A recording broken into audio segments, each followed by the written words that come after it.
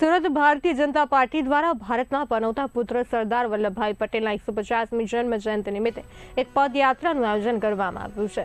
16 થી 22 તારીખ સુધી દરેક વિધાનસભાની અંદર પદયાત્રાનું આયોજન કરવામાં આવ્યું છે, જેમાં ઓલપાડ ખાતે 16મી તારીખે 4 કલાકે, સુરત પૂર્વમાં 20 તારીખે સવારે 10 કલાકે, સુરત ઉત્તરમાં 19 તારીખે સાંજે 4 કલાકે, વરાછામાં 20મી સાંજે 4 કલાકે, જ્યાં અલગ અલગ વિસ્તારોમાં વિધાનસભા આ પદયાત્રા યોજાશે। દરેક વિધાનસભામાં પદયાત્રા આશરે 10 કિલોમીટર સુધી યોજાશે।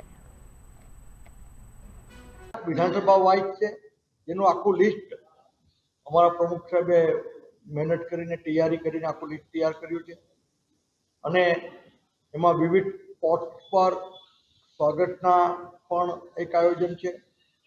ઉપરાંત એકતા યાત્રા શરૂ થાય તે પહેલાં સરદાર સભા અને ભારતની એકતાના અખંડિતતા માટેના સોગંદ લેવડાવવાનો પણ એક નાનકડો એક કાર્યક્રમ છે।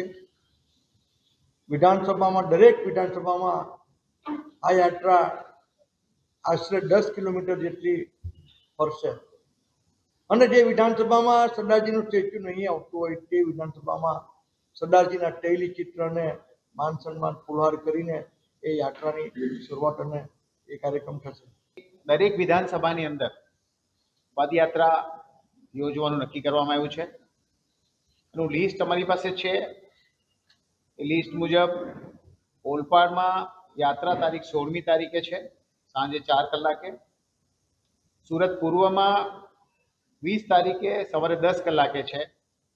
સુરત ઉત્તરમાં 19 તારીખે સાંજે 4 કલાકે, વરાછા 20મી તારીખે સાંજે 4 કલાકે, કરંજમાં 17 તારીખે સાંજે 4 કલાકે, લિંબાયતની અંદર 16 તારીખે સવારે 9 વાગે, ઉધનાની અંદર 19 તારીખે સાંજે 5 વાગે, મજુરામાં 16 તારીખે સાંજે 4:45, કતારગામમાં 17 તારીખે સાંજે 4 કલાકે, સુરત પશ્ચિમમાં સાંજે 4 કલાકે તારીખ 16/11ના રોજ, અને 84માં 22મી તારીખે સાંજે 4 કલાકે આ યુનિટી માર્ચ યાત્રા સરદાર વલ્લભભાઈ પટેલની જન્મજયંતિને ધ્યાનમાં રાખીને યોજવામાં આવી રહી છે।